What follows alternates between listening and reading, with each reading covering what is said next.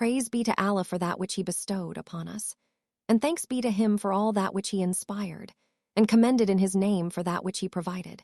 Form prevalent favours which he created, and abundant benefactions which he offered, and perfect grants which he presented. Such benefactions that their number is much too plentiful to compute, bounties too vast to measure, their limit was too distant to realize. He recommended to them, his creatures, to gain more of his benefaction by being grateful for their continuity. He ordained himself praiseworthy by giving generously to his creatures. I bear witness that there is no God but Allah, who is one without partner, a statement which sincere devotion is made to be its interpretation. Hearts guarantee its continuation, and illuminated in the minds is its sensibility. He who cannot be perceived with vision, neither be described with tongues, nor can imagination surround his state. He originated things but not from anything that existed before them, and created them without examples to follow. Rather, he created them with his might and dispersed them according to his will. Not for a need did he create them, nor for a benefit for him did he shape them, but to establish his wisdom, bring attention to his obedience, manifest his might, lead his creatures to humbly venerate him, and to exalt his decrees. He then made the reward for his obedience and punishment for his disobedience, so as to protect his creatures from his wrath and amass them into his paradise. I too bear witness that my father, Mohammed, is his slave and messenger, whom he chose prior to sending him, named him before sending him, when creatures were still concealed in that which was transcendental, guarded from that which was appalling and associated with the termination and non-existence. For Allah the Exalted knew that which was to follow, comprehended that which will come to pass, and realized the place of every event. Allah has sent him Mohammed, PBUP, as perfection for his commands, a resolution to accomplish his rule, and an implementation of the decrees of his mercy. So he found the nations to vary in their faiths, obsessed by their fires, worshipping their idols, and denying Allah despite their knowledge of him. Therefore, Allah illuminated their darkness with my father, Mohammed, PBUP, uncovered obscurity from their hearts, and cleared the clouds from their insights.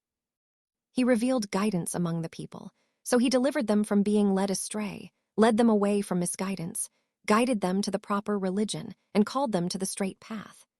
Allah then chose to recall him back in mercy, love, and preference.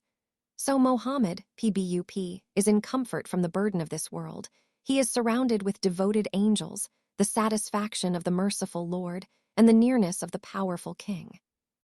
So may the praise of Allah be upon my father, his prophet, trusted one, the chosen one from among his creatures, and his sincere friend, and may peace and blessings of Allah be upon him.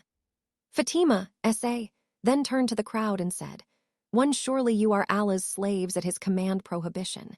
You are the bearers of his religion and revelation. You are Allah's trusted ones with yourselves, and his messengers to the nations. Amongst you does he have righteous authority, a covenant he brought unto you, and an heir he left to guard you. That is the eloquent book of Allah, the truthful Quran, the brilliant light, the shining beam. Its insights are indisputable, its secrets are revealed, its indications are manifest, and its followers are blessed by it. The Quran leads its adherents to goodwill, and hearing it leads to salvation. With it are the bright divine authorities achieved, his manifest determination acquired, his prohibited decrees avoided, his manifest evidence recognized, his satisfying proofs made apparent, his permissions granted, and his laws written. So Allah made belief to be purification for you from polytheism. He made prayer and exaltation for you from conceit. Alms a purification for the soul and a cause of growth in subsistence. Fasting an implantation of devotion. Pilgrimage a construction of religion. Justice a harmony of the hearts, obeying us al-bait management of the nation. Our leadership al-bait, safeguard from disunity. Jihad struggle, a strengthening of Islam. Patience, a helping course for deserving divine reward. Ordering goodness amr by maruf, public welfare. Kindness to the parents, a safeguard from wrath. Maintaining close relations with one's kin, a cause for a longer life and multiplying the number of descendants. Retaliation, kesses, sparing blood souls. Fulfillment of vows, subjecting oneself to mercy. Completion of weights and measures, a cause for preventing the neglect of others' rights. Forbiddance of drinking wine and exaltation from atrocity. avoiding slander, a veil from curse. 2. Abandoning theft, a reason for deserving chastity. Allah has also prohibited polytheism so that one can devote himself to his lordship. Therefore, fear Allah as he should be feared, and die not except in a state of Islam. Obey Allah in that which he has commanded you to do and that which he has forbidden, for surely those truly fear among his servants who have knowledge. Lady Fatima Zahra, A.S., then added, O people, be informed that I am Fatima, and my father is Mohammed. Pbuh. I say that repeatedly and initiate it continually. I say not what I say mistakenly, nor do I do what I do aimlessly. Now hath come unto you an apostle from amongst yourselves. It grieves him that you should perish. Ardently anxious is he over you. To the believers he is most kind and merciful. Thus, if you identify and recognize him, you shall realize that he is my father and not the father of any of your women, the brother of my cousin, Ali A.S., rather than any of your men. What an excellent identity he was. May the peace and blessings of Allah be upon him and his descendants. Thus, he propagated the message, by coming out openly with the warning and while inclined away from the path of the polytheists, whom he struck their strength and seized their throats, while he invited all to the way of his Lord with wisdom and beautiful preaching. He destroyed idols and defeated heroes until their group fled and turned their backs. So night revealed its dawn, righteousness uncovered its genuineness. The voice of the religious authority spoke out loud. The evil discords were silenced. The crown of hypocrisy was diminished. The tightening of infidelity and desertion were untied, so you spoke the statement of devotion amongst a band of starved ones, and you were on the edge of a hole of fire. You were the drink of the thirsty one, the opportunity of the desiring one, the firebrand of him who passes in haste, the step for feet. You used to drink from the water gathered on roads, eat jerked meat. Lady Fatima, A.S., was stating their lowly situation before Islam. You were despised outcasts, always in fear of abduction from those around you. Yet Allah rescued you through my father, Mohammed, Pbuh, after much ado, and after he was confronted by mighty men, the Arab beasts, and the demons of the people of the book who, whenever they ignited the fire of war, Allah extinguished it. And whenever the thorn of the devil appeared, or a mouth of the polytheists opened wide in defiance, he, Pbuh, would strike its discords with his brother, Ali A.S., who comes not back until he treads its wing with the sole of his feet and extinguishes its flames with his sword. Ali is diligent in Allah's affair, near to the messenger of Allah, a master among Allah's worshippers, setting to work briskly, sincere in his advice, earnest and exerting himself in service to Islam. While you were calm and feeling safe in your comfortable lives, waiting for us to meet disasters, awaiting the spread of news, you fell back during every battle and took to your heels at times of fighting. Yet when Allah chose his prophet 3 from the dwell of his prophets, and the abode of his sincere servants, the thorns of hypocrisy appeared on you, the garment of faith became worn out, the misguided ignorant spoke out, the sluggish ignorant came to the front and brayed. The he-camel of the vain wiggled his tail in your courtyards, and your courtyards and the devil stuck his head from its place of hiding and called upon you. He found you responsive to his invitation and observing his deceits. He then aroused you and found you quick to answer him, and invited you to wrath, therefore. You branded other than your camels and proceeded to other than your drinking places. Then, while the era of the prophet was still near, the gash was still wide, the scar had not yet healed, and the messenger was not yet buried. A quick undertaking, as you claimed, aimed at preventing discord trial. Surely they have fallen into trial already, and indeed hell surrounds the unbelievers. How preposterous. What an idea, what a falsehood. For Allah's book is still amongst you, its affairs are apparent, its rules are manifest, its signs are dazzling, its restrictions are visible, and its commands are evident. Yet, indeed, you have casted it behind your backs. What? Do you detest it? Or according to something else you wish to rule, evil would be the exchange for the wrongdoers. And if anyone desires a religion other than Islam, submission to Allah, it never will it be accepted from him, and in the hereafter, he will be in the ranks of those who have lost. Surely you have not waited until its stampede ceased, and it became obedient. You then started arousing its flames, instigating its coal, complying with the call of the misled devil, quenching the light of the manifest religion, and extinguished the light of the sincere prophet. You concealed sips on froth and proceeded towards his the prophet, kin and children in swamps and forests, meaning you plot against them in deceitful ways. But we are patient with you as if we are being notched with knives and stung by spearheads in our abdomens. Yet now you claim that there is not inheritance for us. What? Do they then seek after a judgment of the days of ignorance? But how, for a people whose faith is assured, can give better judgment than Allah? Don't you know? Yes, indeed it is obvious to you that I am his daughter. O Muslims, will my inheritance be usurped? O son of Abu Quhafa, where is it in the book of Allah that you inherit your father and I do not inherit mine?